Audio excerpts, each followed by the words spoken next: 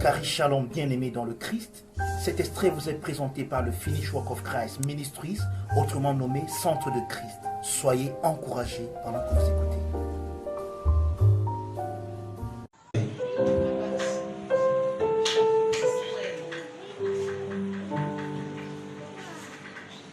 Amen. Est-ce qu'il t'a prouvé qu'il t'aime? Ou alors tu n'as pas encore les preuves?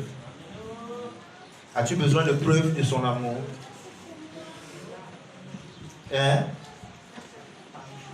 Donc tu ne peux même pas me répondre. As-tu besoin des preuves de son amour? Non, pourquoi? Ton attitude ne montre même pas que tu sais même qu'il t'aime. Donc même que tu penses même à ça de temps en temps. Amen. Mais ça ne dépend pas de toi. Amen. Il m'aime, je ne sais pourquoi. Il m'aime, je ne sais pourquoi. Ça continue comment? Pourquoi c'est bizarre ce matin comme ça? Vous êtes sûr que vous êtes venu au culte ce matin?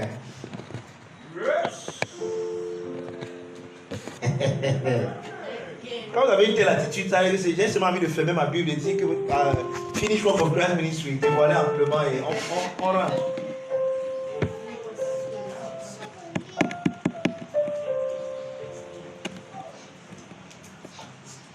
L'évangile, c'est la bonne nouvelle. Et tout ce que nous faisons ici, c'est l'évangile. Homologie, c'est l'évangile. Christologique, c'est l'évangile. Les chants, c'est l'évangile. Et la preuve que tu as reçu l'évangile, c'est la joie. Parce que la joie, c'est un autre nom de Dieu. Dieu est le Dieu Ilah, le Dieu joyeux. Tu ne peux pas le rencontrer et tu n'es pas joyeux. Ce n'est même pas possible. Même si on emprunte 18 dizaines. La preuve qu'on a rencontré Dieu, c'est qu'on se comporte comme la femme samaritaine. Qui venait au puits, étant triste et religieuse. Et qui a laissé même ses seaux là-bas pour aller dire à tout le monde, venez oh, venez voir ce que je dis. Voilà l'attitude de ceux qui reçoivent l'évangile, de ceux qui rencontrent Dieu. C'est pour ça que même dans l'ancienne alliance où sa révélation n'était pas encore complète, chaque fois qu'il apparaissait, la première chose qu'il disait à quelqu'un, c'est n'aie pas peur. Parce que la peur va occulter la joie en toi. La peur va t'empêcher de l'expérimenter comme étant ta joie. Mais quand je regarde vos visages ce matin, j'ai l'impression que je dois simplement dire Alléluia, Amen. Et en clôture, on se revoit dimanche prochain. Alléluia. Pour un autre mois. Et je vous dis ça, parfois je parle comme ça, c'est comme un avertissement. Un jour je vais faire ça vrai. Et il vient comme ça, vous avez cette attitude-là. Je dis que, ok, gloire à Dieu, vous n'êtes pas prêts pour écouter ma parole. Allez, levons-nous en clôture. On se voit mercredi pour ceux qui viendront. Qu'est-ce qui vous attriste, les gars? Ah, vous avez peur que je vais encore prendre, c'est comme j'ai prêché dimanche passé. Non. Calmez-vous si c'est de ça.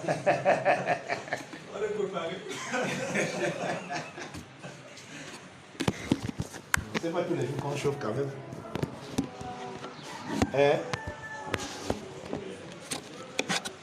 Je vous ai dit non, il faut aimer la réprimande. Et l'enseignement est là pour ça, l'enseignement nous corrige. Amen. Donc ça c'est notre dernier dimanche du mois des acquisitions. Et nous avons déjà fait notre bonhomme de chemin dans ce mois. Nous rendons grâce au Pater pour ça.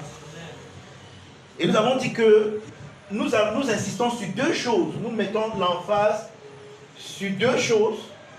La piété avec le contentement. Et nous avons un peu parlé de la piété pendant toute cette semaine-ci, tous ces dimanches. Et je me rappelle que dimanche passé, nous avons été très pratiques même. En ce qui concerne cela, Amen. Mais aujourd'hui, je veux qu'on parle un peu du contentement. Juste un peu. Et vous allez vous rendre compte que la véritable piété vous engendre en vous le contentement. Maintenant, le contentement, c'est quoi? Comme nous allons le voir ce matin, c'est simplement exhiber, ça c'est ma définition, exhiber le repos de Dieu. C'est ça le contentement. Et vous avez été créé pour être content. Parce que c'est de là que vient le mot content. Maintenant, nous, notre définition de content est ponctuelle, visible et passagère. Ça veut dire quoi? Je suis content lorsque quelque chose de bien, que je juge bien, entre guillemets, m'est arrivé. Alors là, je suis content. Et cette expression, ce contentement, c'est une expression de joie, de bien-être. Or, cette expression de joie et de bien-être, c'est ce que tu es. Ce n'est pas ce qui t'arrive qui devrait provoquer cela en toi. C'est ce que tu es. Tu es une personne qui est créée pour être content, pour être satisfait, pour être dans un état de bien-être général. C'est encore ça quelque part qu'on appelle être béni. Yes. Amen. Donc, quand il dit par exemple, quand Paul dit par exemple dans Éphésiens 1, que rendons grâce au Père qui nous a bénis de toutes sortes de bénédictions. En d'autres mots, Paul dit que nous devons rendre grâce à Dieu parce que nous sommes dans une attitude de bien-être. C'est que le bien-être, ce n'est pas quelque chose qui nous arrive de l'extérieur, mais c'est ce que nous sommes à l'intérieur de nous. Amen. Nous sommes bien heureux. Qu'importe la situation. Amen. Amen. Amen. Amen. Je vous ai dit, non, n'ayez pas peur, je ne vais pas enseigner comme dimanche passé. Dimanche passé, je voulais seulement corriger certaines choses en vous. Et j'espère que vous avez compris mon homélie. Amen. Et que vous vous êtes laissé corriger. Allons un peu dans 1 Timothée 4. Ou alors, avant d'aller dans 1 Timothée 4, restons dans 1 Timothée 6 d'abord, où nous avons pris le thème de ce mois-ci. 1 Timothée 6. Mais là, nous allons lire à partir du verset 3. Je vous dis comment on faisait à l'église primitive. Quand ils se rassemblaient, on prenait une épître comme l'épître-ci. Quelqu'un se met devant, il lit, après ils disent Amen, ils ferment la Bible, ils parlent. Ils font des prières. Et là-bas, les prières n'étaient pas comme vous priez aujourd'hui. Les prières n'étaient pas faites par tout le monde. On donnait sur les prières, puis tout le monde prie. Les prières étaient lues, et puis tout le monde à la fin disait Amen. Yes. C'est comme ça qu'on priait à l'époque. Amen. On appelle ça, leur rassemblement était tellement liturgique. Tellement liturgique. Il n'y avait rien au hasard. Mais vous savez, nous les pentecôtistes aujourd'hui, nous pensons que ce qui est de Dieu est spontané. Non. Parfois dans ta spontanéité, là, tu dis même des bêtises. Regarde, vérifie un peu ce que tu appelais prier avant. Toi-même, regarde un peu ce que tu appelais prier avant. Jusqu'à tu passais même des nuits à faire ce que tu appelais prier là. Oh, aujourd'hui, tu sais que ce n'était pas les prières que tu faisais. Pourquoi? Oh, nous sommes tellement fermés à ce qui est liturgique. Surtout dans le pentecôtisme. Quand tu apportes la liturgie, on se dit que non, ce n'est pas puissant. Pourtant, allez lire les miracles qui se passaient à l'église à l'époque là. Vous n'allez même pas croire vos yeux. Amen. Amen. Et c'est pour ça que dans nos mouvements pentecôtistes généralement, il n'y a pas ce qu'on appelle la pérennité. Et que généralement le mouvement dépend de celui qui l'a institué. Et comme il n'y a pas une liturgie, regardez un peu l'église catholique. Romaine, je veux dire. Parce que nous sommes tous catholiques. Catholique veut dire universel. Yes. Maintenant, regardez l'église catholique romaine. allez dans chaque culte, allez faire le culte à Dakar, allez faire le culte à Bomono, allez faire le culte à Banga, allez faire le culte à Yaoundé. Le culte, si aujourd'hui, là, ils ont une liturgie que tous les prêtres respectent, même la lecture. Maintenant, vous pensez que le prêtre, vous avez déjà vu, les prêtres qui sont forts, quand ils prennent leur... Maintenant, quand ils lisent ça, parce qu'il faut qu'ils prennent un peu de temps pour expliquer. Là, ils sortent du ciel. Mais c'est le même texte que tout le monde lit. Mais les pentecôtistes n'aiment pas ça, ils disent que non. En fait, c'est que... c'est simplement la bêtise. Peut-être que ceux qui m'ont vu, par exemple, bénir le mariage qu'il avait béni en décembre passé, on dit que mais c'est quel genre, c'est quelle manière de faire ça. Je lisais même les prières. C'est comme ça, il y a une liturgie. Amen. Et nous, on va écrire toutes ces choses. De sorte que si tu es pasteur au centre du Christ, il y a une manière de bénir le mariage, de bénir les enfants, de consacrer telle chose. Amen. Ça se passe comme ça partout, dans tous les centres du Christ du monde entier. Amen. Ça veut dire que même si nous on n'est plus là, il y a la liturgie. Vous suivez seulement la liturgie. Amen.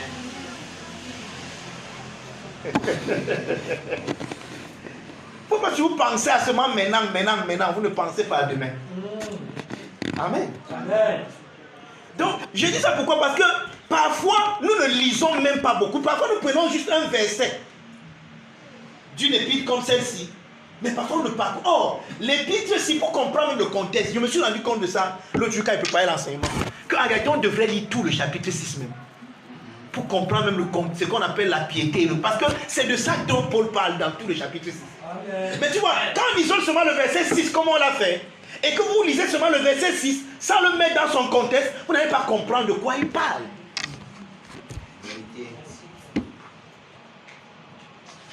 C'est là où faire cet exercice est important, de lire parfois toute la Bible. Maintenant, parfois je peux même vous épargner l'ancien, c'est la partie de votre Bible qu'on appelle l'Ancien Testament. Vous pouvez au moins prendre la partie de Matthieu jusqu'à Apocalypse.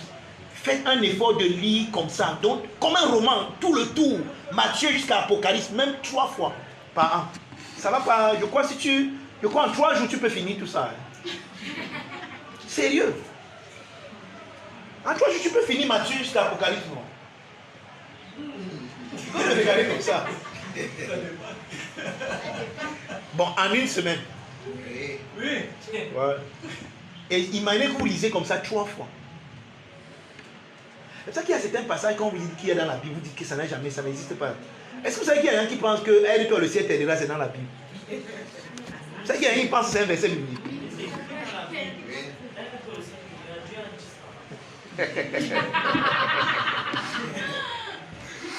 Donc, c'est souvent important de faire ça pour avoir une vue générale de ce que la Bible dit. Maintenant, en dehors de cette lecture, il faut maintenant étudier un passage ou bien une épître. C'est aussi ça l'exercice de la piété.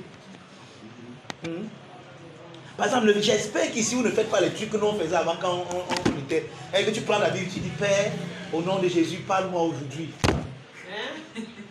Tue et mange.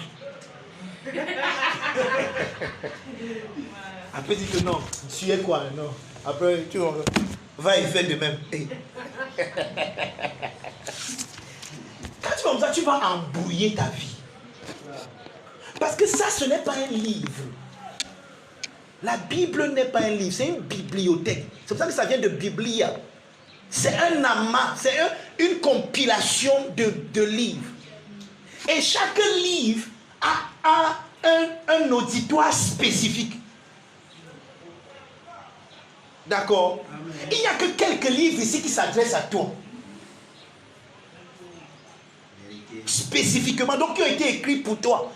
Je dis, dans 66 livres-ci, il y en a peut-être même que 3 ou 4 qui s'adressent à toi.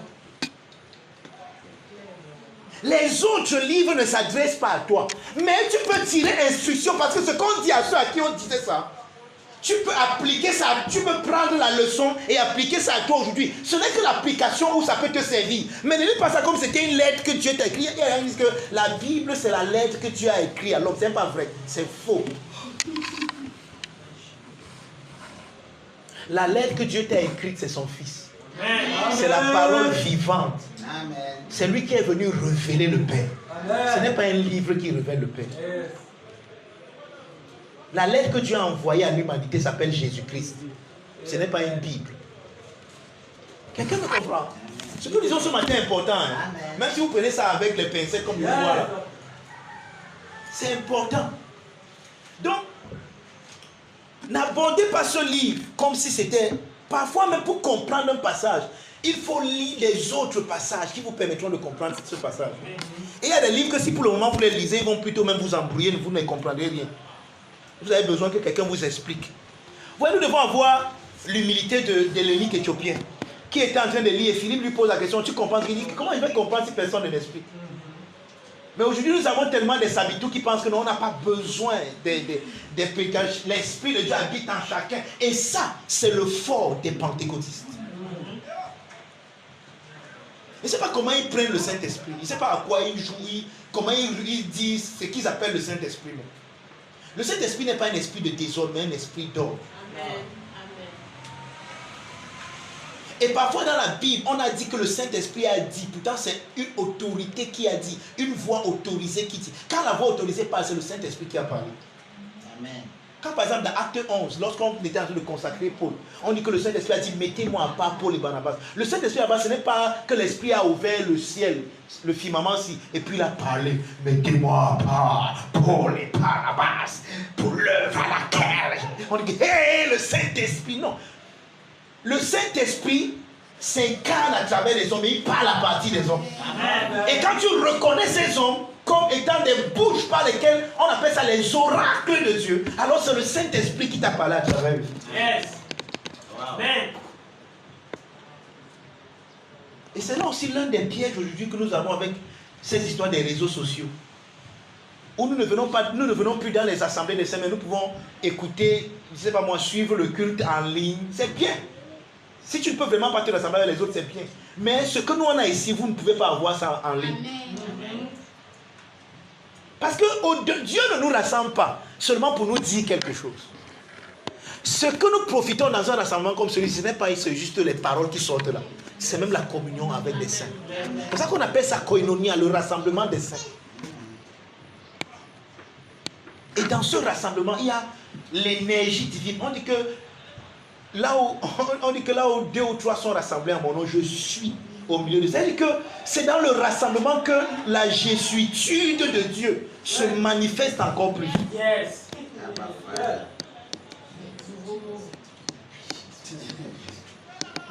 Je suis obligé de créer mes mots pour prêcher l'évangile. Je ne peux même pas faire autrement. Amen.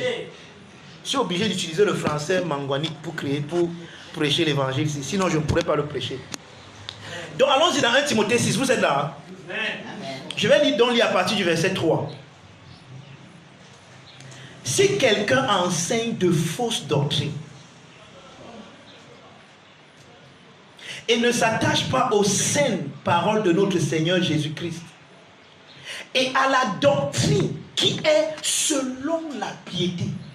Voilà là où le mot piété commence. Et là, on a même négligé ça. Pourtant, c'est ici qu'on devait commencer par voir ça. Où est ça? La doctrine qui est selon la piété. En d'autres mots, la doctrine qui existe, qui manifeste la piété.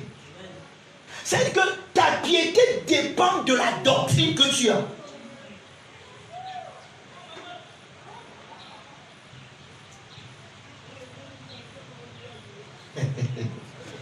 Ceux qui négligent la doctrine ne comprendront pas la piété. Il est enflé d'orgueil, il ne sait rien.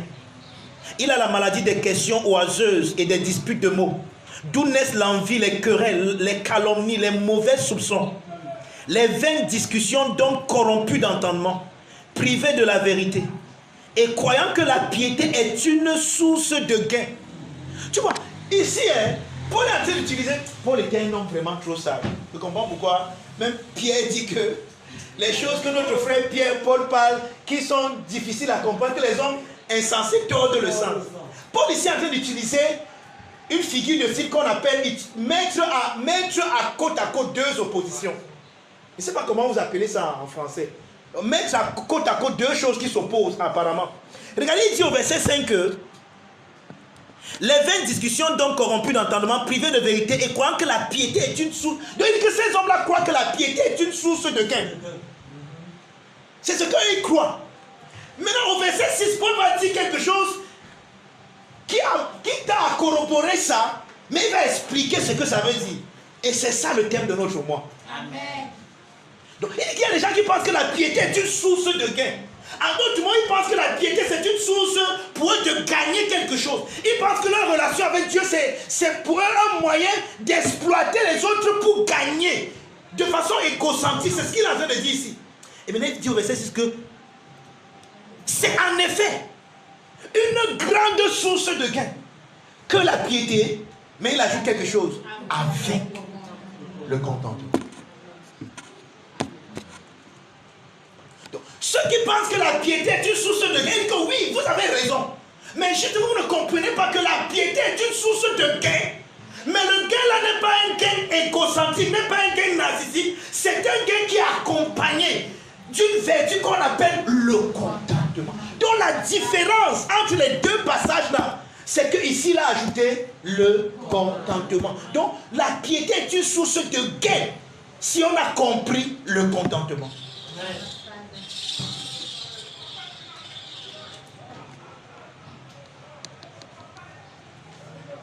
Et si vous ne comprenez pas bien source de gain, c'est le même mot qu'il a utilisé au verset 5.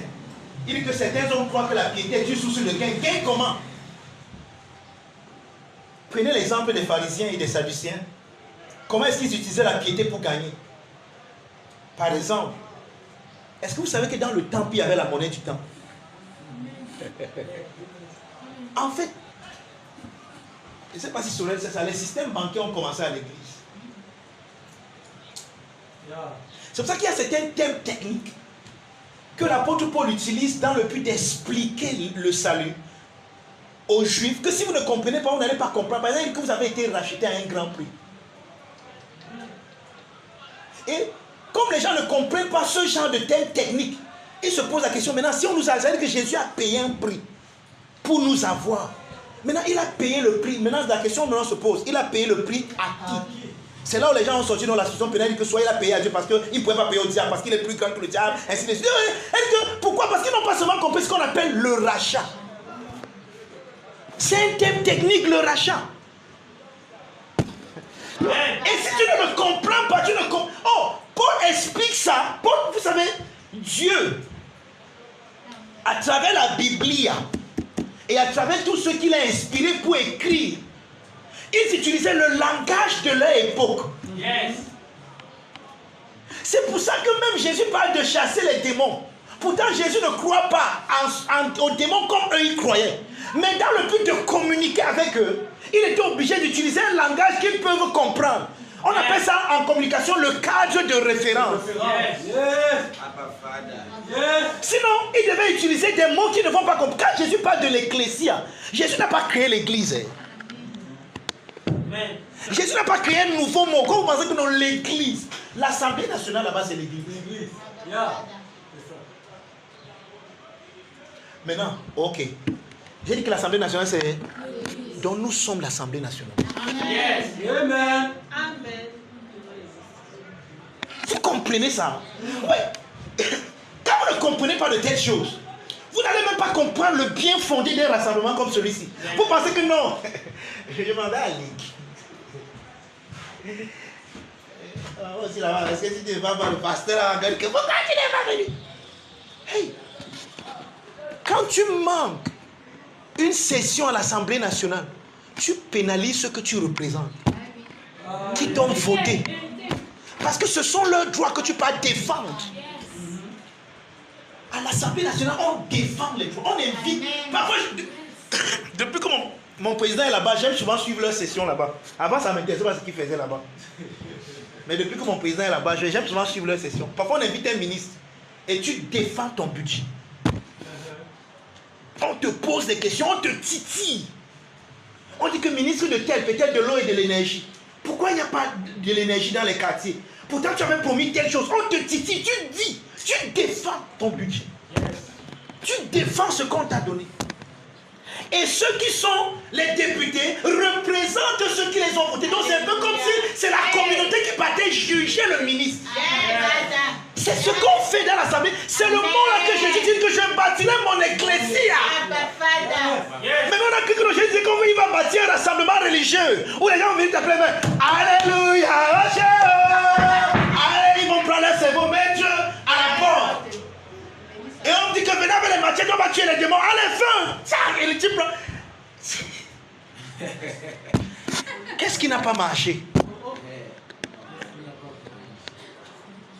Qu'est-ce qui n'a pas marché? L'ecclésia, je vous ai dit qu'avant même le savoir, avant que l'école ne devienne scolastique comme elle est aujourd'hui, avec Charlemagne, c'est à l'église qu'on avait les érudits. Regardez un gars comme Paul. Paul était l'une des têtes de son époque. Mais vous savez là où Paul a étudié? Sous Gamaliel. Qui est Gamaliel? Un maître, un érudit. Je ne sais pas si vous me comprenez un peu. C'est à l'église qu'on avait les sages. Amen. Et qu'on distillait la connaissance. Mais aujourd'hui, on a rendu nos églises comme des lieux de cirque. Tu viens, tu parles un peu, un bon français, on m'a dit qu'il veut montrer qu'il connaît trop parler français. C'est ici que vous deviez parler même le... Allez voir quand les gars là se rassemblent là-bas à l'Assemblée nationale. C'est les mots que vous voulez entendre. C'est là-bas parce que c'est le rassemblement des érudits, des sages. Lorsque nous rassemblons comme ça, on parle des choses qui... Donc ceux de l'Assemblée nationale devraient même venir se prendre attache à nous. Parce qu'eux, ils traitent des affaires de la communauté seulement. Nous, on traite des affaires du monde, des cosmos, des univers, des multivers. Donc quand on se rassemble, on devrait essayer de parler que, mais est-ce qu'à Mars, il y a même la vie là-bas? Comment il faut faire? Voilà les choses qui devraient nous intéresser. Amen. Mais ouais, non, c'est là encore mon argent, mon mariage, mon travail, ma prospérité, ma promotion. Oui, vous êtes encore. C'est ça le verset 5. Ceux qui pensent que la piété est une source de gain, bon dire que oui, c'est même une source de gain que la piété, mais avec le contentement. Avec le contentement. Amen. Alléluia. Yes. Thank you. Yes. Avec le contentement. Avec le contentement. Amen.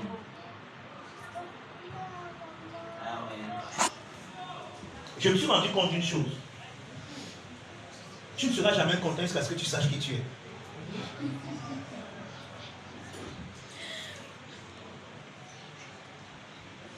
Notre société telle qu'elle est bâtie, est bâtie contre le contentement.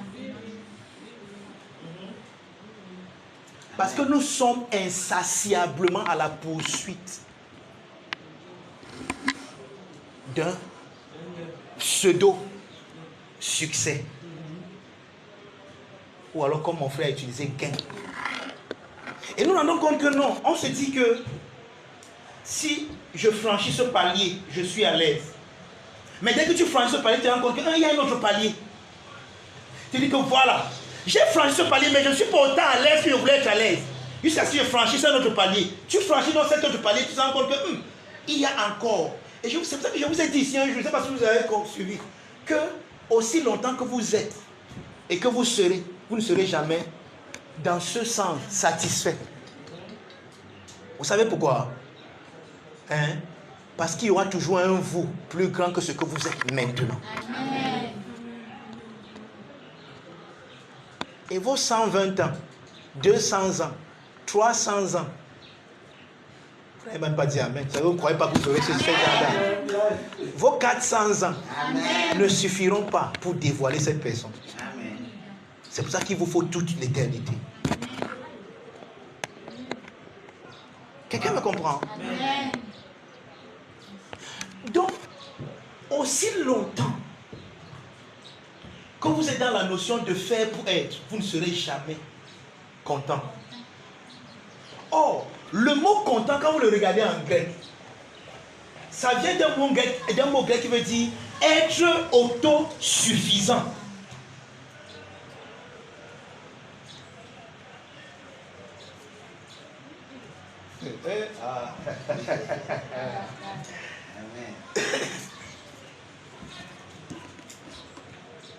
Être autosuffisant.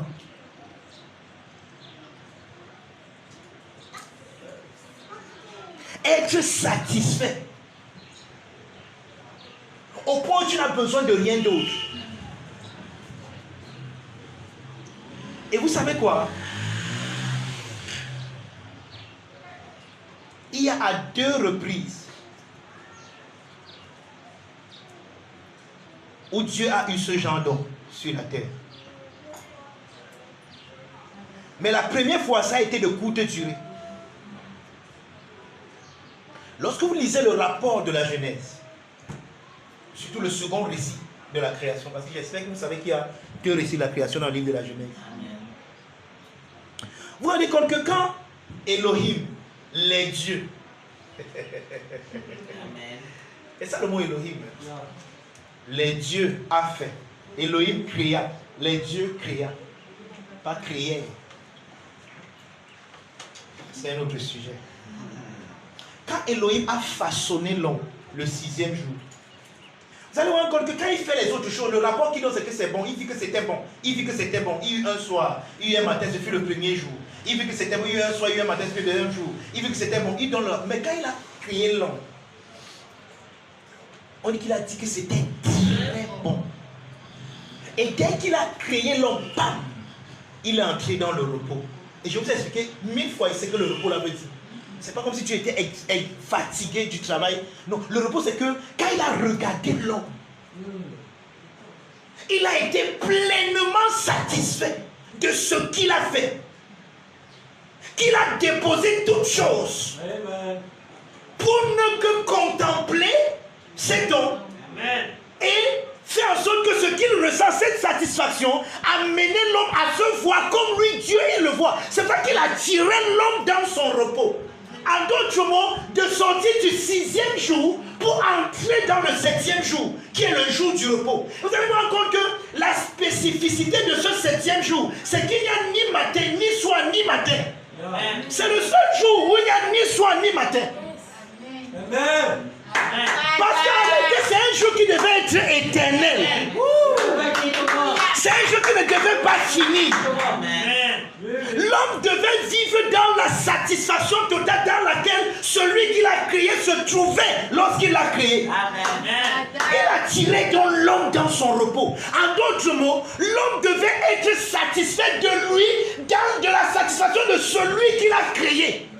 Parce que celui qui l'a créé était satisfait. Il a dit waouh, c'est trop bon. Et il n'y a plus rien à ajouter. C'est comme, je vous dis que c'est comme le repos d'un père. Quand tu as déjà fait une toile et que tu sais qu'il n'y a même plus une virgule, il n'y a plus. Donc la toile reflète tout ce que tu as à l'intérieur de toi.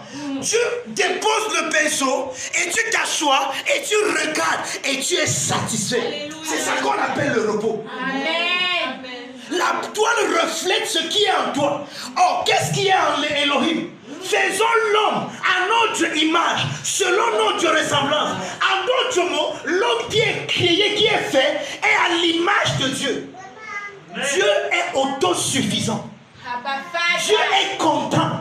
Amen. Le Père, quand il regarde le Fils, est tellement content de ce qu'il voit dans le Fils que ça reflète en lui sa paternité. Il dit je suis un bon Père à cause de ce qu'il voit dans le Fils. Le Fils, quand il regarde le Père, à cause de ce qu'il voit dans le Père, il est tellement satisfait qu'il dit je suis fils parce qu'il voit la paternité. La paternité du Père reflète sa filiation. Et il est content et satisfait du Fils qu'il est à cause du Père qu'il a. Amen. Donc, les personnes de la divinité vivent dans cette satisfaction qu'on appelle le contentement. Le Père est content, il n'y a rien à ajouter. Il est fier du Fils. Le Fils est content. Il n'y a rien à ajouter. Il est fier de son Père dans la glorieuse communion de l'Esprit. Et quand le Logos a fait l'homme donc à cette image, selon cette ressemblance, il a vu la même chose en l'homme. Il a dit je suis satisfait. Mais maintenant regarde, l'homme devait venir et entrer dans le même repos que celui qui l'a créé. Et cela passait par quoi? Par le fait de simplement se dire, tel je suis aussi maintenant. Mais au lieu que l'homme dise ça, ce qui est la participation à l'arbre de vie, l'homme a dit non, tel je suis, je peux devenir si je fais quelque chose. Et là, l'homme a plutôt participé à l'arbre de la connaissance du bien et du mal. Et en voulant donc devenir, en d'autres mots, en voulant par ces circonstances créer cette satisfaction qu'il voyait en Elohim, au lieu de voir que je suis tel je suis, c'est comme ça que je suis tel je suis. Il dit non, je peux devenir tel je suis.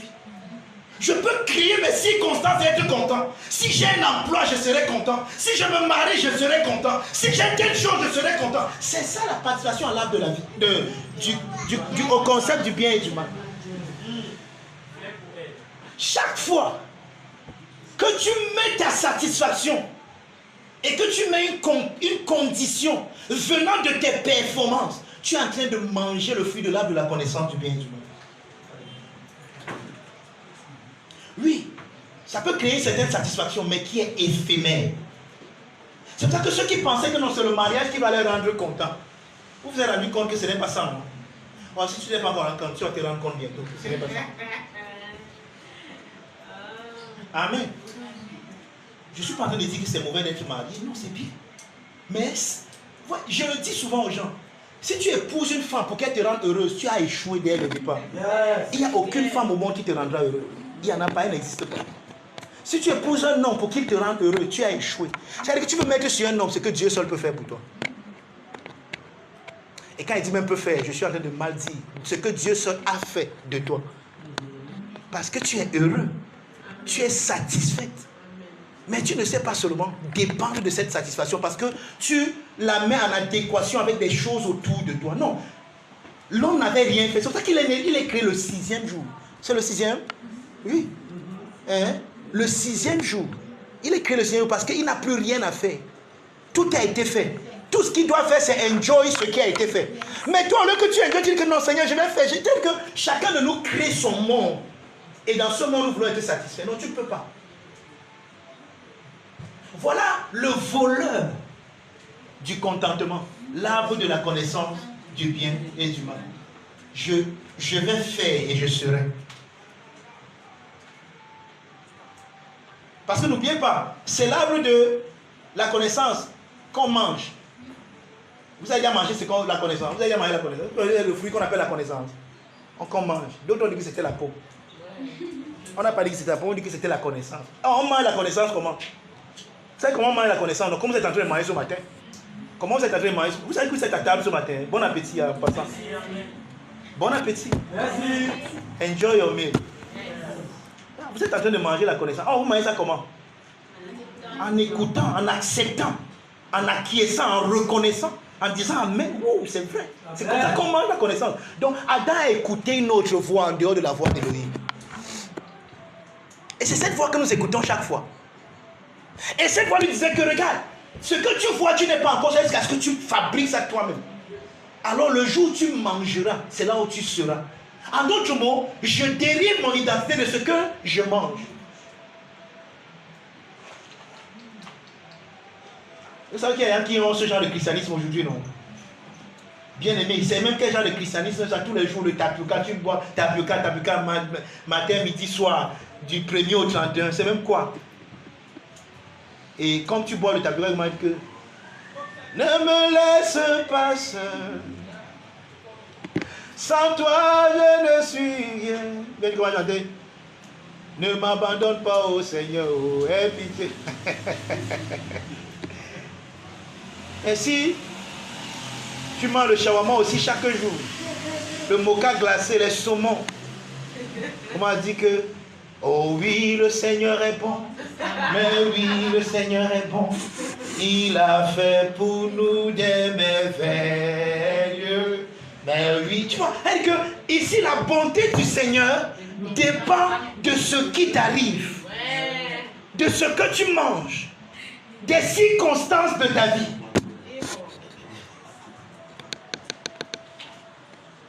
À ce moment-là, ton contentement dépend des choses passagères, des choses visibles et passagères. C'est pour ça que ce n'est pas un contentement durable. C'est pour un temps.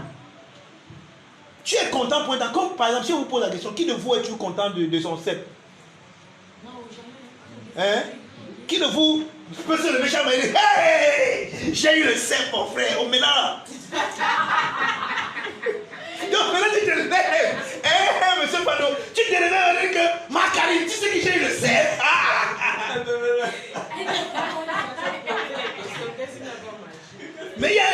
levé comme ça avec cette joie, n'est-ce pas? Étant content et satisfait, je le sais. Oh, hey, Master, je le sais. Mais pourquoi ça n'a pas duré? Parce que ça dépendait d'une circonstance qui ne met pas l'homme. Yes.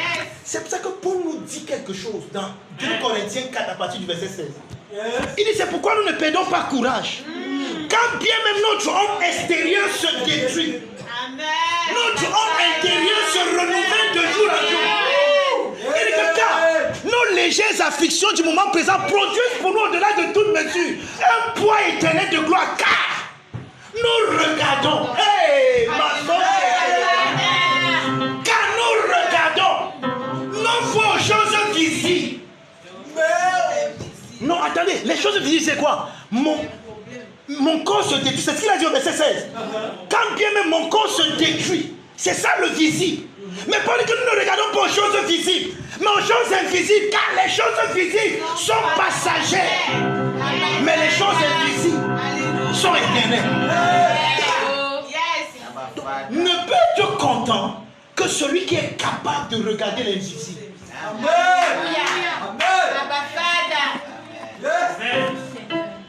Et l'auteur de l'Épître aux Hébreux nous dit que nous reconnaissons par la foi que le monde a été formé par Dieu, de sorte que les choses visibles viennent des choses invisibles. Donc il y a une réalité qui est plus réelle que ce que tu vois. C'est le monde dans lequel nous sommes nés. Anagenao. Si quelqu'un naît de nouveau, Anagenao, naît d'en haut. Quelle origine? C'est là où nous sommes nés.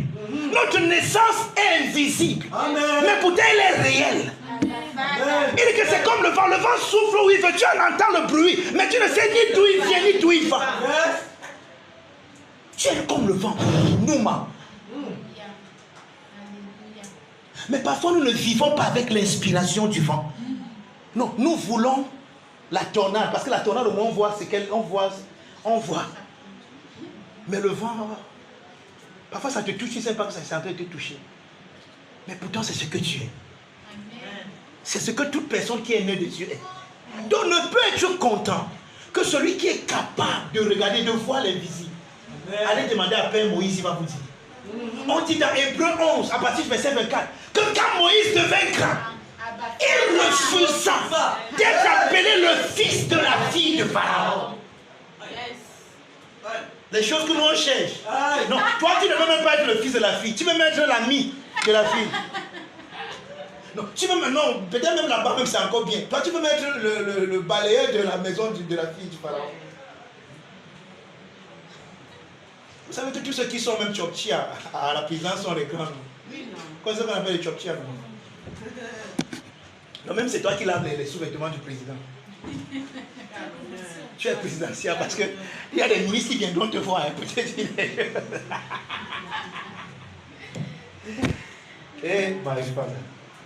Moïse refuse le plus grand titre de son époque. Aujourd'hui, c'est le rêve américain. Ou c'est le rêve canadien. À l'époque, c'était le rêve égyptien. C'est pour ça que dans Actes 7, verset 22, on dit que Moïse a été instruit dans toute la sagesse de l'Égypte. Et pour votre gouvernement, jusqu'à aujourd'hui, il n'y a jamais eu une sagesse qui peut rivaliser celle de l'Égypte. Vérité. Allez faire vos recherches. Non, c'est ça. Et l'Égypte, c'est en Afrique, pour votre gouvernement. Donc jusqu'à présent, il n'y a encore aucune sagesse qui rivalise celle des Africains. Je m'arrête là pour maintenant. Pour ne pas détourner mon message. Moïse est instruit dans toute la sagesse de l'Égypte. Moïse est un homme éloquent, puissant en parole, un interlocuteur terrible. Yes. C'est qu'il y a des gens qui disent que Moïse était bête. C'est vous qui pensez, il n'a jamais été bête. Moïse, c'est Stamara. Vous avez vu Moïse était éloquent. On dit que c'était un orateur terrible. Et je vous ai toujours dit, Moïse n'est pas seulement un personnage biblique. Si vous partez même à l'Égypte maintenant, Moïse est un personnage égyptien. Il y a des guerres que l'Égypte à l'époque a gagné. Moïse était le général en chef. Abba Father. Yes. Moïse était éloquent, fort, sage, intelligent. ayant un bel avenir égyptien. Mais quand il a commencé à comprendre que les richesses de l'Égypte ne sont rien comparées à ce qui est à l'intérieur de lui, la paix qui est à l'intérieur de lui. C'est ce que Moïse a fait. Moïse a dit non au titre du fils de la fille de Pharaon. Je ne suis pas le fils de la fille de Pharaon. On dit tu es qui? Je suis hébreu. Et vous savez qui étaient les Hébreux en Égypte à l'époque? C'était ceux qui souffraient, ceux qui étaient les esclaves, ceux que tout le monde vilipendait, ceux qu'on écrasait. Et Moïse était parmi ceux qui écrasaient ceux-là. Mais à cause de la paix de Dieu en lui, quelque chose qui n'était pas visible, quelque chose qu'on ne pouvait pas voir. Oui, quand vous devenez conscient de l'invisible à l'intérieur de vous, ce qui vous satisfaisait hier, là où hier vous étiez content. Regarde, voici Moïse maintenant. Moïse s'en va. Comme il est un prince en Égypte. Les Égyptiens le savent. Il s'assoit, on masse ses pieds, on masse ses orteils. Mais quelque chose à dire que ce n'est pas ce que tu es. Ce n'est pas ça que tu es. Immédiatement, Moïse commence à ressentir de l'aversion pour ce qu'il aimait hier. Je dis souvent aux gens que ne suppliez pas les gens d'abandonner une attitude. Laissez-les. Quand ils vont comprendre ce qui est plus grand à l'intérieur d'eux, eux-mêmes vont rejeter. Il y aura comme quelque chose.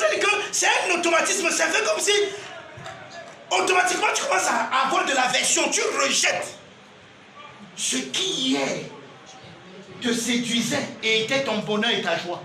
Pourquoi? Parce que, comme on nous le dit, on dit que comme voyant ce qui était invisible.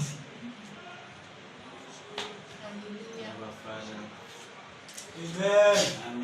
Yes. Je prêche plus bien que ton attitude ce matin. Amen. Attendez, vous lisez ça. Hébreu 11, allons un peu là-bas.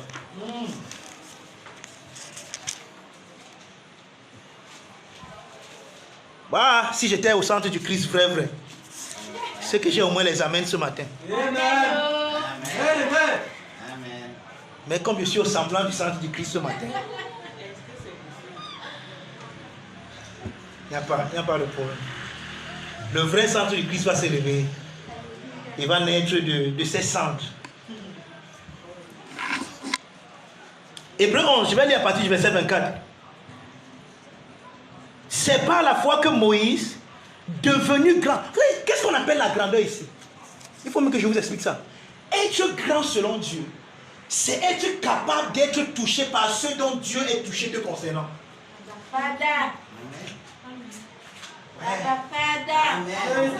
Comment toi tu ne comprends pas? Il y a l'impression que tu es tué. Devenir grand, quand on dit ici que Moïse est devenu grand, c'est que Moïse a été capable d'être touché par ceux dont Dieu était touché le concernant. Amen. Amen. Moïse a été capable de ressentir ce que Dieu ressent le concernant et concernant les autres. Moïse pouvait bien jouir de l'Égypte, mais il y a Dieu qui ressentait un amour fou pour ceux qu'on maltraitait. Et lorsque Moïse a commencé à ressentir ce que Dieu ressent, ça a créé en lui le même sentiment qui était en Dieu. Alléluia. Il a commencé à sentir comme Dieu sent. Donc chaque fois qu'on maltraitait un hébreu, sans s'en rendre compte, ça l'énervait. Pourtant il n'était pas hébreu. Je veux dire, dans ce temps-là, il était parmi les Égyptiens. Mais chaque fois qu'on faisait du mal à quelqu'un, ça le touchait au fond de son cœur. Oui. Quand vous commencez à ressentir ce que Dieu ressent, votre vie n'est plus seulement limitée à je, moi et moi-même. Vous commencez à aimer les gens que vous ne connaissez même pas. À être touché par les malheurs de ceux que vous ne connaissez même pas. Vous voyez comment vous marchez, vous voyez comment quelqu'un est déformé. Vous arrêtez, vous commencez à pleurer même. Vous dites, mais c'est quoi c'est ta famille? Non, tu ne la connais même pas. Mais c'est que tu commences à ressentir ce que Dieu ressent concernant certains événements. Et je voudrais te dire ici que quand vous n'êtes pas enseigné, quand vous commencez à ressentir ça, si vous n'êtes pas futé, vous allez commencer à m'accuser Dieu.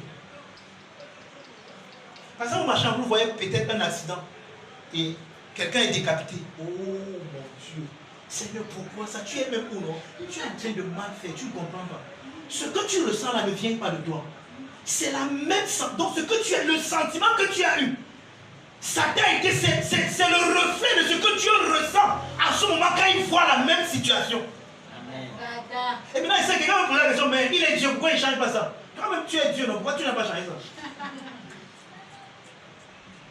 Il est Dieu en toi, non? Est-ce qu'il est Dieu en dehors de toi? Non. Alors change aussi ça. C'est ça notre problème. Parce que nous oublions que Dieu a donné à l'homme la capacité de se déterminer. Et que même Dieu lui-même n'empêche pas l'homme d'opérer dans ses choix. Dieu ne le fait pas. Vous allez voir que parfois les choses arrivent aux gens comme ça parce qu'ils ont été têtus à la voix de Dieu. Mais souvent la personne qu'on met sur le banc des accusations, c'est Dieu. Dieu était où? Pourquoi le tel souffre? Regarde, ce que tu ressens là, c'est Dieu qui a mis cette sensation dans ton cœur. Maintenant, au lieu que tu utilises cette compassion pour changer la situation, toi tu accuses plutôt Dieu. Tu penses que tu aimes les gens là plus que Dieu. En fait, tu les as créés, tu les connais même beaucoup. Dieu les connaît mieux que toi, 1000 fois. En fait, c'est même ce qu'on va lire tout à l'heure dans le psaume 139. On va y aller tout à l'heure. Si je vous dis encore ce matin que je n'ai même pas encore introduit mon message, on n'avait pas le temps. Ok. Mon message commence par 1 Timothée 4 à partir du verset 7. Et je n'ai pas encore lu ce passage. Donc je n'ai pas encore introduit mon message. Alléluia.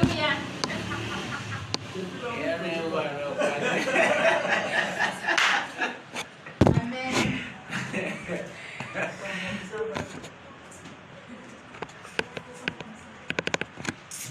Ah, vous ne savez même pas cela.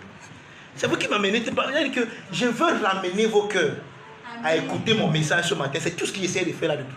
Amen. J'essaie de vous ramener à écouter mon message. Et si vous ne venez pas, il va pas bientôt 12 h, il va m'arrêter, il ne va pas prêcher mon message. Je vous montre maintenant, non, passage, regarde. Mon message commence par quoi? 1 Timothée 4, non, regarde. C'est pas ça. Hein? On a déjà lu le passage là. Alors, je n'ai pas encore commencé mon message. Je n'ai pas encore commencé mon message. Je suis en train de ramener vos cœurs.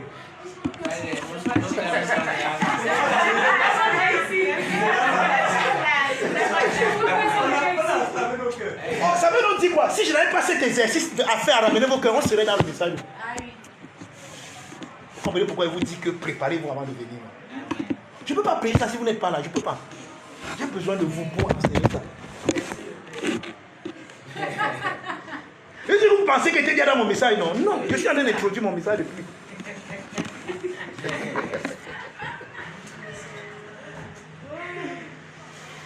Verset 24. Il faut connaître votre pasteur. Vous ne me connaissez pas, j'ai remarqué ça. Vous ne me connaissez même pas du tout. Moïse, devenu grand, refusa d'être appelé le fils de la fille de Pharaon. Écoutez ce qu'on dit. Aimant mieux être maltraité. Mais vous voyez, c'est contraire. Qui aime être maltraité? Personne. Mais vous savez ce qui se passe? Moïse, quand il a découvert l'appel de Dieu dans sa vie, il est devenu satisfait tellement en lui-même que ce qui faisait son domaine de définition avant, en Égypte, il n'était plus satisfait. Et maintenant, il se rend donc compte que dans l'autosatisfaction dans laquelle il se trouve, donc dans le contentement où il se trouve, il se rend compte que être maltraité, mais sachant que Dieu est là, et être bien traité, sachant que Dieu n'est pas là, je m'en vais être maltraité parce que Dieu est là. Amen. Alléluia. Alléluia. C'est ce qu'on nous dit ici. Aimant mieux être maltraité avec le peuple de Dieu. Donc, ce qui fait que la maltraitance devient un amour, devient quelque chose qui l'affectionne, c'est parce que Dieu est impliqué. Amen. Amen. Aimant mieux être maltraité avec le peuple de Dieu que d'avoir pour un temps la jouissance du péché. Je vais vous expliquer quelque chose ce matin. Et je prie que vous me compreniez. Regardez, c'est quoi le péché? Le péché, ce n'est plus la transgression de la loi, comme on disait ici. C'était mercredi. C'est mercredi qu'on parlait de ça ici. Regardez, Nous avons défini le péché comme ce que nous faisons et ce que nous ne faisons pas. C'est une fausse définition. Amen. Vous comprenez? Puisque nous ne sommes pas dans le concept du bien et du mal, alors il n'y a rien de bien ou de mal que nous faisons qui est un péché. Mais nous sommes dans le principe de la vie. Et c'est quoi la vie? La vie est une découverte. Ça veut dire quoi? Regardez. Avant, pour Moïse, s'asseoir et avoir le massage des Égyptiens, pour Moïse s'asseoir et parler de la sagesse de l'Égypte aux autres, enseigner aux autres la sagesse de l'Égypte, c'était ça la vie pour lui avant. Et à l'époque, ce n'était pas un péché. Parce que c'est tout ce qu'il savait faire, c'est tout ce qu'il faisait. Mais dès l'instant où Moïse est devenu grand, et j'ai expliqué ce que c'est qu'être grand. Donc dès l'instant où Moïse a commencé à comprendre l'appel de Dieu, le salut de Dieu, l'appel de Dieu à l'intérieur de lui, alors ses aspirations ont changé. Dès cet instant, se remettre à faire ce qu'il faisait avant, c'est péché pour lui. Maintenant, ce n'est pas péché pour Dieu. C'est péché pour lui parce que Paul nous dit que tout ce qui n'est pas le produit d'une conviction est un péché. Dorénavant, Moïse ne sera plus convaincu que le bonheur se trouve dans le massage des pieds. Il est convaincu que non, mon bonheur, puisque maintenant il sait, c'est à l'intérieur de moi. Donc, si je définis encore mon bonheur à l'extérieur, je suis en train de pécher parce que je ne serai pas convaincu de ce que je fais. Yes. Amen. Vous voyez, voilà votre attitude là, c'est ça qu'il disait. C'est ça. Alléluia. C'est ça. C'est comme j'expliquais ici à ceux qui étaient là mercredi, qu'Abraham n'a jamais menti. Ah oui. Yes. Peut-être il a dit que Sarah c'est sa soeur. Mais il n'a pas menti, il n'a jamais menti. Parce qu'il n'était même pas possible de mentir à l'époque. Amen. Au contraire, il a dit ça, il est l'ami de Dieu. Amen.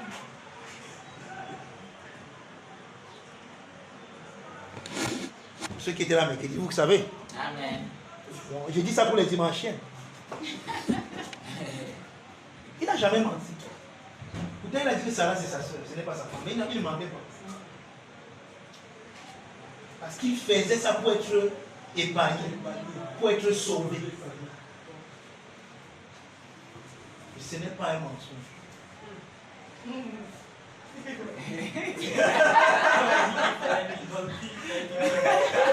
Regarde-moi les écritures, là, regarde-moi. C'est que les dimanches, non, mais ils nous regardent. Regarde votre attitude. Maintenant, si toi tu crois que c'est un mensonge, ne manque pas, c'est un mensonge pour toi qui crois que c'est un mensonge. Mais nous, on sait que le mensonge n'existe pas. Amen. Vous pensez quand la Bible dit train your child, comment on dit ça, entraîner, forme, éduque ton enfant selon le chemin qu'il doit suivre. Quand il sera grand, il s'en détourne pas. Qu'est-ce que tu dois faire?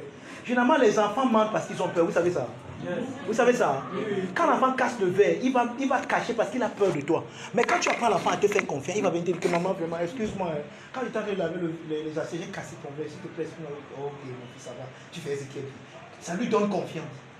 Mais quand il sait que tu es le genre que... Qui a cassé mon verre? Maman, c'est pas moi, c'est pas Happy. Pourquoi il ment? C'est un instinct que Dieu a mis en lui, qu'on appelle l'instinct de préservation. Yes, c'est ça. Il emploie en somme pour se donc l'enfant là se sauve.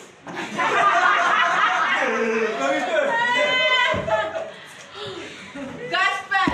C'est un instinct que Dieu même a mis en lui, Amen. qu'il utilise pour se sauver de ton courroux. Mais si tu l'avais éduqué en lui montrant que tu es plus important pour moi que mes verres et mon fils. En fait, il y a les verres dans cette maison à cause de toi. Maintenant, ça ne veut pas dire que tu peux casser quand tu veux. Non. Ce sont nos verres. Tu vois à quoi ça sert, non? Oui. Maintenant, s'il a cassé par une habitude, il viendra. La première personne à qui il viendra. Soyez le genre de parent que la première personne à qui les enfants viennent quand ils font des erreurs, c'est vous. Amen. C'est ça une bonne éducation. Amen. Amen. C'est pour ça. Et son excellence a posé la question là pendant le sonship. Imaginez un seul instant qu'Adam, Je viens embrasser Dieu, je dis que Seigneur, je ne sais pas ce qui m'a arrivé, mais c'était résolu. C'est clair. C'était fini. Donc quand un enfant vient reconnaître ce qu'il a fait, il vient t'embrasser, ne le tape plus. La bastonnade ne sert plus à rien. Mais tu sais pourquoi il ment? C'est un instinct qu'il utilise qui est à l'intérieur de lui. Qui a appris à cet enfant à mentir? Personne. Parce qu'on a mis en lui un instinct de préservation. Il veut préserver sa vie. Quand il a vu comment tu as tapé son grand frère. Il a compris que si le gars de pasteur vient sur moi maintenant, je ne peux pas vivre. Alors pour se protéger, pour se sauver, le gars n'a aucune issue, il ment.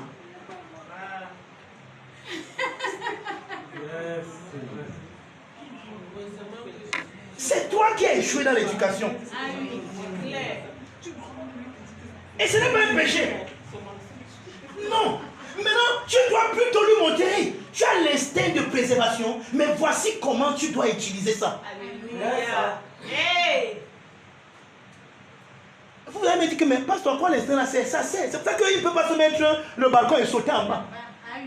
Parce qu'il a cet instinct de préservation, ça fait. Maintenant, ça ne sert pas à twister et à ne pas être vrai ou bien franc dans son parler. Mais il peut utiliser ça de la manière qu'il utilise ça pour ne pas sauter au balcon pour se faire mal. Il peut aussi utiliser ça pour éviter ta bastonnade. Parce qu'il a peur de ta bastonnade, il pense que ta bastonnade peut le tuer. Il a vu comment tu as tapé son grand frère. Il a vu. Il a vu. Tu l'as balancé, tu as fouetté, il sent que si le gars la touche mes seins, si je peux ne pas dire, donc il se protège. Il se protège. Thank you, pastor. Yes. Je sais. Le pasteur enseigne. Heureusement, les enfants ne sont même pas là. Cédric, tu te connais. Tu es trop fort dans le genre de parler là. Pour toi, tu ne fais même plus ça pour te protéger. Mais comme tu entends ce matin, tu es béni. Amen. Tu comprends ça? Amen. Parce que parfois tu fais ça, pourtant on ne veut même pas te taper. Amen. Les gens, quand ça vient, nous avons ce matin, on dit que le pasteur nous a dit maintenant qu'on peut mentir. Non, je ne suis pas en train de dire que nous pouvons mentir. Puisque Paul nous dit que nous devons nous dire la vérité les uns les autres. Vous comprenez? Amen. Mais maintenant, regarde. Ce qu'Abraham a fait, ce n'était pas un mensonge. Pourquoi? Parce que si Abraham... En fait, on appelle même ça la sagesse. Et la sagesse est même divine. Amen. Je vous ai pris un exemple très simple, non? Si tu es militaire, ça veut dire que tu as déclaré de défendre l'intégrité de la nation, c'est ça? Tu pars à une zone de guerre, peut-être à Bakassi. Tu vas tirer sur les gens ou tu ne vas pas tirer? Tu vas tirer. Non. Pourquoi quand toi tu tires, on ne dit pas que tu as péché? Ah, parce que tu es militaire et que tu défends l'intégrité de la nation. Moi aussi, j'ai dit ce que j'ai dit là parce que je me préserve. J'ai pris l'exemple mercredi pendant et imaginez-vous que quelqu'un veut attenter à Joseph. Et il entre ici. Est-ce que Joseph est ici? Non, il n'est pas là. Cherchez-le ailleurs. Joseph, je crois que j'ai entendu au stade, on dit qu'il y a un Joseph. Regardez un peu là-bas. Après, il fait ma porte. J'ai menti. Non, je veux trouver la j'ai menti. Regarde alors.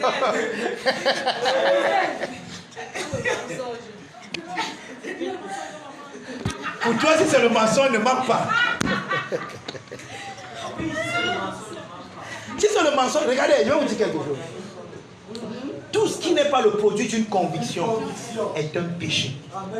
C'est pour ça qu'on dit que, et dans le même passage, Paul dit que tout est pur pour celui qui est pur. Mais rien n'est pur pour celui qui ne pense pas comme ça. Et dans 1 Corinthiens 8, quand il résolvait le problème des idoles, qu'est-ce qu'il dit? Il dit que pour ceux qui pensent encore que c'est ça l'idole, il dit qu'à cause de leur conscience faible est souillée à cause de ce qu'ils entrevoient encore de l'idole. Mais il dit que pour nous, nous savons qu'il n'y a pas d'idole dans le monde. Nous savons qu'il n'y a pas d'idole. Regarde, il n'y a pas de mensonge dans le monde. Mais pour ceux qui entrevoient encore le mensonge comme ce qu'ils entrevoient, pour eux, c'est un mensonge. Et c'est ce que je disais encore ici mercredi. Faites attention. Si tu crois que c'est un mensonge, ne mens pas. Sois convaincu de ce que tu crois. Amen. Yes. Quelqu'un me comprend? Amen. Sois pleinement convaincu de ce que tu crois. Parce que maintenant nous marchons par la foi et non par la vue. Et la foi est une ferme conviction. Yes. Nous devons être convaincus. Chaque acte que nous posons doit être le fruit d'une conviction. Amen. Donc si tu es convaincu que c'est le mensonge, la main ne ment pas. Alléluia. Amen. Mais moi j'ai jamais menti, j'ai protégé la vie de mon frère. La preuve c'est que si je trouve quelqu'un en train de taper mon enfant ou bien ma femme, Ou bien peut-être il a déjà mis le pistolet comme ça, un bandit. Et il veut la tuer. Et moi, je peux le tuer. Vous me dites que je ne le tue pas, non? Par amour, tu ne tueras point. Je n'ai pas vu. Ça n'a pas été écrit pour moi. Dieu ne m'a jamais dit que tu ne tueras point. C'est pas vrai. C'est vrai. Dieu m'a jamais dit que tu ne tueras point. Il disait ça aux Juifs. Yes. C'est pas moi qui l'a dit. Yes. Je ne suis pas juif.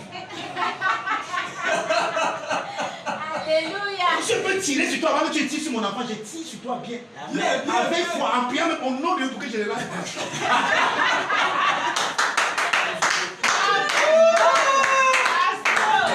Et regardez. Le christianisme, ce n'est pas la bêtise. Dieu n'est pas fou. Amen. Vous savez que Dieu prend soin de vous. Amen. Vous savez que Dieu vous venge. Amen. Dieu, il vous venge. Amen. Vous savez ça? Pourquoi il vous venge alors? Dieu vous venge. Et je vous ai toujours dit ici, quand quelqu'un vous fait du mal, vous ne lui faites pas du mal, vous l'exposez à la vérité de Dieu. C'est-à-dire que vous faites plus du mal à quelqu'un quand vous restez tranquille que quand vous vengez vous-même. Parce que là, vous l'exposez à ce que la Bible appelle la colère de Dieu. Et la colère de Dieu, ce n'est pas la fâcherie de Dieu, c'est l'amour de Dieu. Parce que l'amour par essence, il y a le revers de la médaille de l'amour. Je t'aime ici, de l'autre côté, je haïs ce qui veut te détruire. Pourquoi Dieu déteste ce qu'on appelle le péché? Dieu n'a aucun rapport avec le péché, ce n'est à cause de toi. C'est à cause de toi que Dieu n'aime pas le péché, parce que le péché détruit celui que Dieu aime. Et pour détruire le péché, Dieu est devenu homme, il est venu dans le monde. Il est devenu dans le monde des péchés, il a dit que péché, je vais venir voir ce que tu fais aux gens là, moi-même je viens. Et il est venu, il a détruit le péché dans son humanité. Amen. À cause de toi. Et il ne blaguait pas avec, il a fait ça avec amour, sincérité. On l'a cloué nu, mais il a continué à être qui il est parce qu'il fallait qu'il détruise le péché. Vous pensez que le Dieu là joue avec ce qui veut te détruire? Vous ne connaissez pas. Touch not my anointed. Ne mettez pas la main sur mon nom. Vous ne savez même pas qui il est. Amen. Quand vous regardez ce que Dieu fait avec le peuple d'Israël, vous comprenez ce que Dieu fait quand il est. Amen. Yes. Il ne déteste pas les autres, mais ne touchez, ne venez pas contre ceux qu'il a choisis. Ne tentez pas. Amen. C'est ça. Regardez ce qui s'est passé avec la révolte de Dathan, Corée à Abiram. Quand ils se sont révoltés contre Moïse. En disant que c'est seulement pas Moïse que Dieu parle. Nous aussi, nous sommes les chefs en Israël. Moïse, qui connaissait Moïse, a dit, quand Aaron et sa soeur, ne faites rien. Il a dit, si je suis de Dieu, que quelque chose d'extraordinaire qui n'est jamais arrivé vous arrive. C'est ce qui s'est passé. Même la création. Donc Dieu prend même la création pour se servir, pour défendre ce qu'il aime. La terre, on dit que la terre a ouvert sa bouche et a englouti ces gens. Et ce sont eux que Pierre parle. Il dit que même les anges qui ont péché. Et les gens là-bas pensent que les gens là c'est les messagers avec les ailes. Non, les anges là-bas c'est. Ils parlent de la révolte de Dathan, Corée à Abiram. Parce que le lieu où ils sont partis, c'est une des expressions pour le mot en fait, c'est le Tartaros. Et c'est la seule fois que le mot est utilisé là-bas. Parce qu'il y a le Hadès, il y a le Sheol et il y a la Géhenne. Et c'est la seule fois où le mot Tartaros est utilisé. C'est le lieu là dont la terre a ouvert sa bouche et a avalé Dathan, Corée, Abiram, leur famille, tout ce qu'ils avaient, leur maison, ont été avalés par la terre. Juste pour défendre celui qu'il a appelé. Alléluia. Yes. C'est l'amour? Oui, c'est l'amour. Je vais vous expliquer que même le déluge, on peut expliquer ça par l'amour de Dieu. Amen. L'amour n'est pas je l'aime. J'ai le sucre dans le chocolat. Après, tu vois que je vais vous expliquer ça. Regardez, un père qui s'en va comme un bon père. Normalement, quand tu as un enfant, tu te réveilles la nuit, tu peux regarder comment ton enfant dort. Et il voit comment le scolopin, vous connaissez le scolopin, est en train de rouler pour déjà monter sur le lit de son enfant. Le père bondit et il écrase le scolopin. Quelqu'un qui va dire que hey, regarde comment le père là est en colère contre le scolopin. Le père là s'en fout du scolopin. Le scolopin de lui n'a aucun rapport. Il a agi ainsi par amour pour sa fille ou pour son fils qui était couché. Tu ne feras pas du mal à quelqu'un que j'aime. C'est pour ça que je t'écrase. Donc la colère de Dieu, c'est l'amour qu'il a pour toi et qui se tourne pour détruire ceux qui essayent de te détruire. C'est ce qu'on appelle la colère de Dieu. Amen. Amen. Yes. Amen. Et généralement, ce qui te détruit, ce n'est pas un homme. C'est pour ça que généralement la colère de Dieu n'est jamais contre les hommes. Mais quand les hommes refusent de se détacher du mal qui prévaut sur eux, alors en ce moment-là, ils sont détruits avec le mal. Et c'est ce qui s'est passé en l'an 70. Dieu n'est jamais venu pour détruire le peuple d'Israël. Il voulait détruire le temple et tout ce qui restait des vestiges de l'ancienne alliance. Mais tous ceux qui étaient accrochés à ce système sont morts avec. Ce n'est pas Dieu qui les a détruits, c'est eux qui se sont accrochés à l'ancien, ils sont morts avec. Quelqu'un me comprend? Donc, vous devez comprendre ces choses, bien aimés. Donc le péché, le concept du péché même a changé. Amen. On dit que aimant mieux être maltraité avec le peuple de Dieu que d'avoir pour un temps la jouissance du péché. Écoutez ça, regardant l'opprobre de Christ comme une richesse plus grande que les trésors de l'Égypte. Non mais le passage c'est trop profond. Je n'avais même pas prévu parler de ça ce matin, mais je me rends compte que ça décrit à merveille ce que nous sommes en train de parler du contentement. On dit que Moïse est même mieux. Il a vu que l'opprobre de Christ, donc la honte qui va se verser sur Christ, est plus grande que toutes les richesses de l'Égypte. C'est ça que Paul aussi dit que souffre avec moi, son prisonnier, car c'est pour l'évangile que je suis en prison. N'aie pas honte de mes chaînes. Il dit ça à Timothée. N'aie pas honte de moi. Et du témoignage à rendre. Mais nous aujourd'hui, c'est ça que je vous ai dit, nous pensons que non, être chrétien, c'est seulement le bien-être physique et matériel, le bling-bling. Nous on veut un christianisme du bling-bling. Hein? Moi, je ne souffrirai jamais. C'est pour ça que dès que la Covid a commencé, plusieurs chrétiens comme ça ont abandonné la foi. Ils se sont posé la question, mais pourquoi ça? Pourquoi Dieu permet ça? Et je vous ai dit la vérité, pourquoi vous permettez ça? Vous, l'église, c'est vous qui êtes l'assemblée de Dieu, qui traitez des affaires de Dieu sur la terre. Pourquoi vous permettez le Covid? Vous, pourquoi? Église de Dieu, pourquoi? Au lieu de que quand vous dépose la question, vous parlez pourquoi Dieu permet, c'est vous qui avez permis. C'est ça, c'est vous. Pourquoi les gens souffrent sur la terre? C'est à cause de l'église. L'église n'a pas pris sa place. L'église n'est pas en train de jouer son rôle. Nous sommes tellement omnipilés par nos propres besoins, nos propres désirs, nos propres gains, nos propres ambitions, nos propres poursuites, nos propres réussites, que nous oublions ce qui se passe dans le monde. Et quand les choses arrivent, regarde, la nature a horreur du vide. Vous voyez, non? Allez regarder un peu là-bas. Quand tu ne sèmes pas la bonne semence, c'est que tu ne veux pas grandir là-bas. Quand tu ne sèmes pas ce que tu veux, ce que tu ne veux pas plus. Parce que la nature a horreur du vide. C'est exactement ce qui se passe dans le monde. Pourquoi la méchanceté a l'impression de prendre de l'ampleur? Parce que les bons sont en train de se taire, ils sont en train de se cacher, ils ne font rien pour manifester et exhiber leur bonté. Alors le méchant utilise tous les moyens qu'il a pour exhiber et manifester sa méchanceté. Dans notre monde, frère, c'est notre monde ici, notre domaine, notre jardin d'Éden. Le mal pousse là et non. Qu'est-ce que je vais faire? Ne fais rien. Tu feras la caisse qui bat le caissier.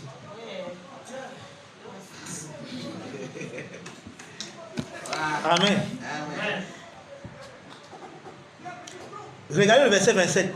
C'est par la foi qu'il quitta l'Égypte, sans être effrayé de la colère du roi, car il se montra ferme, comme voyant celui qui est invisible. Vous voyez ça? C'est là où je voulais en venir. Comme voyant celui qui est invisible. Donc il y a la capacité de voir l'invisible. Si tu ne peux pas voir ce qui est invisible, tu ne peux pas vivre le contentement. Tu ne peux pas être satisfait de l'état dans lequel tu te trouves. Tu te dis que non, il y a mieux ailleurs. Et vous savez quoi? Il y a toujours mieux ailleurs. Et c'est ça la définition du fils prodigue. Il est là, il vit avec son père. Et son père a amour, son père a tout. Il a tout ce qu'il veut là-bas. Mais il s'est dit que non, il y a mieux ailleurs. Papa, donne-moi ma part, il m'en va ailleurs. C'est là-bas qu'il m'en va. Oui, c'est ça notre problème. Et il a fallu qu'il parte ailleurs, qu'il décide tout pour qu'il comprenne que là où il était, c'est le lieu de l'autosatisfaction. Il devait être content parce qu'il s'est rendu compte que même les mercenaires. En Israël à l'époque, un mercenaire, c'est qui? Ce sont des hommes qu'on a loués. Et on leur donne une tâche. Et à la fin, on leur donne un salaire. Généralement, les mercenaires ne viennent même pas à la maison. Ils ne sont même pas habilités avec eux. Ils traitent avec eux là où il les a pris. Vous connaissez la parabole des ouvriers de la dernière heure, non? On dit qu'il a loué des ouvriers, il finit avec eux là, il les paye là, c'est un mercenaire. Mais le père, c'est ce qu'il fait, c'est qu'il invite les mercenaires chez lui. Après les avoir payés, il les invite à la maison. Il organise un banquet pour eux. De sorte que même le mercenaire a de quoi manger dans la maison du Père. Mais son propre fils n'est pas satisfait de ça. Il n'est pas content de ça. Parce qu'il pense que meilleur est ailleurs. Il y a quelqu'un qui a dit que tu sais ce que tu quittes, mais tu ne sais pas ce que tu vas rencontrer devant. C'est facile de quitter, parce que tu sais ce que tu quittes. Mais maintenant tu ne sais pas ce que tu vas rencontrer devant quand tu vas quitter. Et il est allé, non, il est allé voir meilleur ailleurs. Vous savez ce qui s'est passé, non? On dit que Jésus, quand il dit ses paraboles, Jésus va toujours dans l'extrême. Donc le gars voulait même manger la nourriture du porc. Les Juifs pensent que les porcs, c'est les aliments impurs. Animaux impurs. Donc il veut même manger ce qui est impur. Il n'a même pas le moyen de manger l'impur. On dit que c'est là qu'il revient à lui-même. Il dit que hey, je fais même quoi ici? Dans la maison de mon père, même le mercenaire a de quoi manger. Donc bête il rentre même dit en moi que bon, je suis même plus ton fils. Prends-moi comme le mercenaire. Au moins c'est que ma nourriture au moins sera assurée. Donc le gars était encore dans son gain. Dans ses vouloirs pour lui. Mais c'est dans ce vouloir, c'est la poursuite de ce gain que Dieu l'attrape et verse sur lui sa grâce. Donc Dieu n'est pas complexé par le fait que tu cherches à gagner. Parce que c'est même dans ce gain que Dieu va te prendre, il va verser sur toi sa grâce. Et que tu vas comprendre qu'il y a mieux que juste avoir un gain passager. Je suis plus grand que tout ce que je peux avoir à l'extérieur. Ce qui est en moi est plus grand que ce qui est dans le monde. Quelqu'un me comprend? Amen. Je vais m'arrêter là ce matin. Donc je n'ai pas prêché mon message. Il n'y a pas de problème.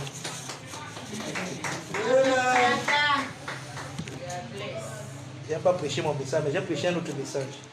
Selon votre écoute. Je vous ai dit c'est comme ça que ça se passe. Moi, il vient avec quelque chose. Mais si vous n'êtes pas prêt, je vous donne ce que vous voulez. Amen. Béni de tout. Regardez frère, je vous le dis ici tous les jours. C'est une communication spirituelle. Quand je viens ici, je viens communiquer aux hommes spirituels. Avec un langage spirituel. Mais si vous n'êtes pas ouvert, ça ne passe pas. C'est un peu comme si tu appelais quelqu'un et à l'autre bout du fil, personne ne répond. Vous comprenez ça? C'est exactement comme ça que ça se passe. Et quand c'est comme ça, ça ne peut pas couler. C'est une communication spirituelle. Vous devez vous préparer quand vous venez écouter ici. Surtout le dimanche. Le mercredi encore, je peux faire parce que j'ai déjà un truc établi. Mais le dimanche, je viens pour communiquer aux hommes spirituellement. Et si vous n'êtes pas ouvert, ça ne va pas passer. Mais ne vous en faites pas. Le message, on va renvoyer ça pour un autre jour. Alléluia. Amen. Et les parents, ils rendent grâce au Père ce matin.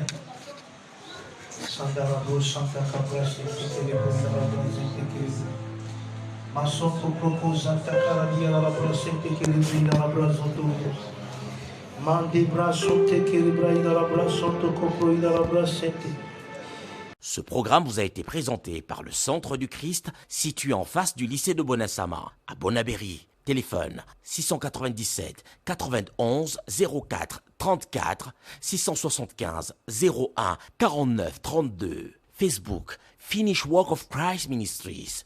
YouTube Tetelestai TV.